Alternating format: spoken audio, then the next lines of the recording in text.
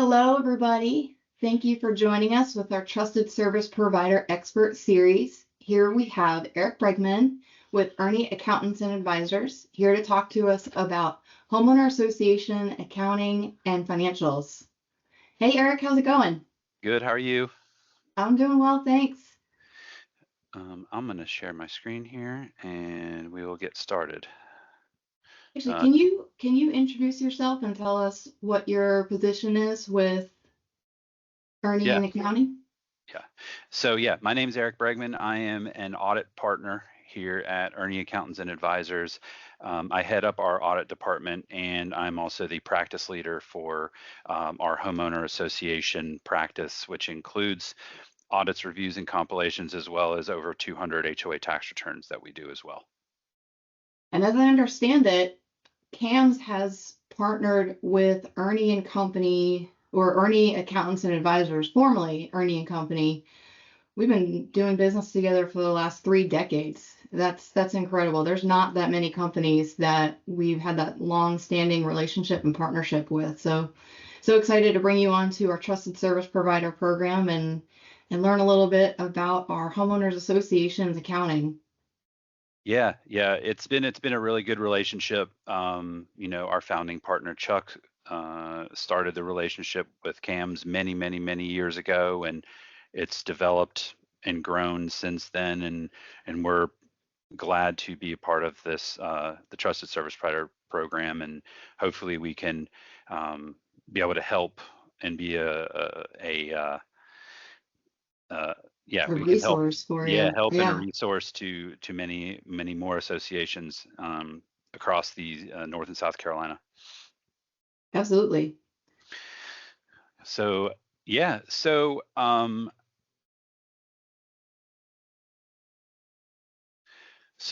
kind of what we were just kind of leading into is talking about the CPA relationship and the relationship that we've had with CAMS. Is why would an association have a CPA relationship? Um, It is extremely important for a number of reasons. I think the most important is that a CPA firm is an independent set of eyes that is looking at what a board is doing and can give an independent opinion, independent feedback on the board executing its fiduciary responsibility. We we don't get involved in HOA politics. We don't get involved in things like that. We keep things big picture. We try to be there as like I said, as a resource to guide you and to provide the tools that you need to fulfill the goal and the mission of the association, and to just be a small part of that um, for you guys moving forward. Um, as we'll get into shortly, there are many things that we can do for you guys, but ultimately, our job is to be a partner and to be a resource first and foremost. We think that developing relationships and having those relationships is the most important thing with an association and a CPA's relationship. So, Absolutely. That's incredibly important because we have board members that are either brand new to that type of position, running for a board and being on a board for the very first time. And then we have board members that have been doing it for years, sometimes even decades. So having that peace of mind and knowledge that they can also connect with you as a resource for any type of financial questions that they have in their association. It's a great thing to have. yeah, for sure. And so, speaking of that, so we get um, we get numerous calls from people, and they say, "Hey, I need an audit," and sometimes a lot of people don't know what an audit does or what it doesn't do. So I'm going to spend a couple of minutes going through that just to people so people can understand what an audit is. So an audit, as I mentioned, is an independent set of eyes looking at your financial statements The board is responsible for maintaining its budget, maintaining its reserves. An audit is looking at that to check to make sure you're doing that correctly, to make sure that all of your accounting is presented correctly in accordance with generally accepted accounting principles. An audit shows board transparency. It shows that the board has nothing to hide. Having that independent audit opinion for homeowners to look at. And then lastly, it can assist with financing and special assessment compliance. There are some larger associations that will, borrow money for, purchasing of land or building a new clubhouse or a new pool or whatever, and they will need that audit. The bank will need to see that. So that's what an audit is. What an audit is not, and there's a lot of confusion out there in the HOA world about what an audit is and isn't. An audit is not an audit of CAMS. We are not auditing CAMS. We are not auditing the management company. We are auditing the association in its books. Do we involve CAMS as far as controls and processes? Yes, of course, we have to look at that, but we're not auditing CAMS. So if we get a call and say, hey, I don't think CAMS is doing this right, that's not our job. CAMS probably has its own auditor, maybe, I don't know, but that's not Earney and Company, Earney Accountants and Advisors' job. Our job is to audit the association's books. And then secondly, what an audit is not, it is not forensic or a search for fraud. We do not do that. And we have received calls where people say, oh, well, I think somebody's taking money. That is not our job.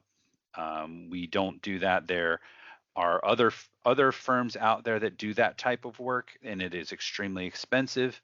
So if you think that is going on, you need to be prepared to spend a whole lot of money to do that investigation.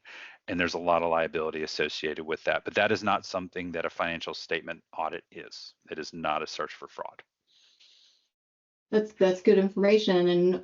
And CAMS does follow the GAAP principles. Correct. To make sure that all the controls and checks and balances are in place. And I wanted to ask, because I know that many associations typically in their governing documents dictate how often an audit should be done, whether it be an audit review or compilation. And I know we're about to get into those other two. But if the documents are silent on when an audit should be done, do you have a recommendation of frequency of when they should have that completed? So the answer is it depends. And like anything in the HOA world, right? Yeah, it always depends. And like you said, we'll go through, the types of assurance work that we do. And I do have a slide, and I can kind of jump ahead and talk about this for a little bit.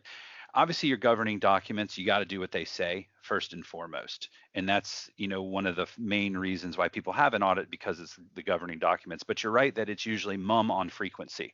Mm-hmm. To me, it all depends on the board's appetite, and it depends on how big the association is. It depends on, are you going to be looking at financing? Are you going to be doing a special assessment? Is it still under developer control? Because sometimes that can matter too. If something's under developer control versus not being under developer control, there's a lot of associations that, especially when they get turned over from the developer, they'll do an audit, right after it gets turned over to kind of start things out the right way. So, smart. We have it depends on how big. Is there a budget range that? Yeah. And this is skipping ahead a little bit. But yeah, but typically the $1 million plus range is you know what, I'm going to go ahead and skip to that, and we can go ahead and talk about that, because so this is what the determination of what level is assurance. So like I said, your covenants, the governing documents is first. You had talked about frequency. They can also be very ambiguous. Governing documents sometimes will say CPA prepared financials, and that could mean an audit. It could mean a review. It could mean a compilation, which, so that's up to the board, and we'll go over what those mean here in a second. Revenue wise, we typically recommend $1 million or more in revenue to get an audit, $500,000 or more to $1 million to get to a review, and then below $500,000 to do a compilation. Frequency wise, we have some associations that are on a rotation where they'll do an audit every 3 years, but they'll do a compilation between the 2 years between to have the continuity of those per CPA prepared financial statements. We Makes have other sense. ones that they'll do an audit 1 year, a review, and then a compilation, and then they'll start that cycle again. But typically a 3-year cycle Okay. is typically what people will do. And then we have some very large associations that will just do an audit every year, and we have some that do a review every year, and it's just part of what they do. Okay. And as I mentioned before, are you going to borrow money? If an association plans on borrowing money in the next 3 years, you need to have a couple years worth of audits to be able to present to the bank, so that they can see that you have those audited financial statements, because they're going to need them. That's really important information as well. I didn't realize that a bank will look at that if you're looking to have any type of borrowing done. Um, we're coming into hurricane season here, and a lot of the times associations are needing to get re-roofing done or fixing their siding, and it's a rather large capital improvement, or it just is a normal wear and tear, and it was something that was identified in a reserve study that needs to be done soon. And if the financial picture determines that borrowing, as opposed to doing a special assessment or raising assessments or some combination thereof, it's good to keep in mind that having that audit review compilation, that having that document, having that, it's a living and breathing document to have in their arsenal of tools to move forward and help with their financial picture. Exactly. Yeah. 100% correct. So I'm going to back up, and we're going Yeah. to talk about what are the type of assurance services that we offer. And there's 3 levels. There's compilation, review, and then audit. So what are those? What do those mean? How does that, how do they differ from each other? So a compilation is, we take your internal financial statements that are prepared by the CAMS accounting department. We import them into our software, and we create that nice, pretty set of CPA prepared financials with a full set of footnotes, which I have a slide in here in a little bit that'll go over some of those disclosures and some of those things we include. But you have that nice, pretty CPA prepared financial statement, but it does not, we don't provide any assurance on those numbers. We're not testing those numbers. We're not evaluating those numbers. We're merely putting them into a set of financials, giving you a set of footnotes. For a compilation. Correct. Right? Yep. Yep. Or a compilation. That's correct. A review is slightly more assurance that we provide. So we still will compile those financial statements, and you'll still get that same set of CPA prepared financial statements, but you'll have a review report associated with it. And what's different about a review is we do analytical procedures, we do inquiries. So we'll talk to the community manager, we'll talk to the CAMS accountant. If necessary, we'll talk to board members as needed to make sure that we get the information on what happened during the year. Why did this number change from last year? Why is your revenues up? Why are your expenses down? Why are your reserve expenses so much higher than last year? Going through and looking just to make sure that there's nothing that's materially off that would prevent your numbers from being in accordance with GAAP. And so that's a review. And then after that, of course, is an audit. An audit is the highest level of assurance that we can provide. Audit procedures, we do the same thing we do in a compilation and review. We do our analytical procedures. We do our inquiries of the community manager and of the accountants. We put together the financial statements the same as we do in a compilation. But what differs with an audit is we look at internal controls. We do verification procedures. We look at invoices. We confirm cash balances. We look at bank statements. One of the things that Earney is good at, and one thing that we have done over the last 3 years, is we look at IT as well and make sure Yeah. that there's nothing that needs to be concerned about from an IT perspective, because in today's day and age, you know, it is extremely important that IT be secure. And so, we look at and evaluate, what CAMS has in place in relationship to your association to make sure that there's nothing going on with IT. Um, and usually an audit is a risk-based audit. So wherever the certain areas that are more susceptible to something maybe being off is what we tend to look at, and compared to some other areas that are pretty basic. Okay. But it's a much more of a involved process. It does take more time, obviously. But that's what, as I mentioned before, that's what your banks are looking for, and that's what your governing documents are looking for. Now, if an association moves forward with obtaining an audit, do they have access to communicating with you afterwards if they have questions that come up, or even beforehand? Do they have the opportunity to speak with you to learn a little bit about why it's important to get an audit? I guess what I'm saying is, are you willing to come to a board meeting? Yes, that's a very good question. So one of the things that we like to pride ourselves in, and as I mentioned from the beginning, it's all about the relationship. We, as part of any of the services we provide, we are willing to and able to come to a board meeting, whether it be in person or whether it be virtually. Um, you know, so we're there to present the results of the audit review compilation, et cetera. But more importantly, we are available 365 days a year.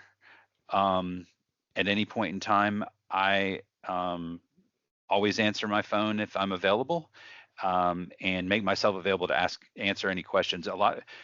The kinds of questions that we get during the year from associations that not during audit time typically help us to know what to expect, and it helps the board and the associates. Sometimes we end up being like the person that settles an argument because we're independent. We only speak, Third based party. on what the facts are and what the circumstances are. Hey, can we use reserves for this? And I can tell you how it is, Yep. and it kind of takes some of the board tension out of it if there's disagreement. Um, hey, we're thinking about doing a special assessment. What do I need to know? What do I need to consider with that? So from an accounting perspective anyway. So we get those calls, and we help all throughout the year. Just because, we're doing an audit, say in May or June, um, we're available in November. Okay. Is there a specific time? So you just said in May and June. Is that typically when you would do either audit review compilation? Is there a benefit to doing it in certain times of the year?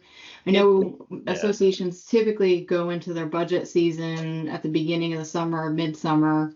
yeah. Not all, but most. And like we always go back to the it depends concept Yeah, it with does this, but depend, because we have some associations that actually have bank covenants that require it to be done by a certain time. Some governing documents oh, require it okay. to be done by a certain time. Typically, uh, we do. Our goal is to have all our HOA stuff done by the end of July. That's typically our goal, because we know that August is budget season. Yep. Um, and I can empathize with that because I myself am on a board and my personal HOA, and I prefer that our review gets done before it's time to go into next year's budget. So that's our goal, is to make sure that it's done by next year's budget. There are things that happen that can prevent that. Sometimes, an association will need something kind of late in the game, and of course, we try to get it done as soon as we can. But our goal is usually get them done by the end of July. That's good to know. And I gotta imagine that your HOA, your board is lucky to have you on it. One would hope. One would hope. One would hope. Well, Eric, again, thank you so much for your time today. We really appreciate you teaching us about audits, reviews, and compilations. For part one of the series, we look forward to connecting with you again on part two of commonly asked questions. Yeah, thank you for the opportunity to share this information with everyone. It's some good information, and I hope that Hope it was helpful. I got my contact information on the screen. If anyone has any questions, they can feel free to reach out to me at any point in time. I'm usually relatively responsive. Whether or not we're engaged with you or not, I'm still here as a resource through this program, and I am looking forward to providing some more information on part 2 of our series coming up shortly. Thanks again. Thank you.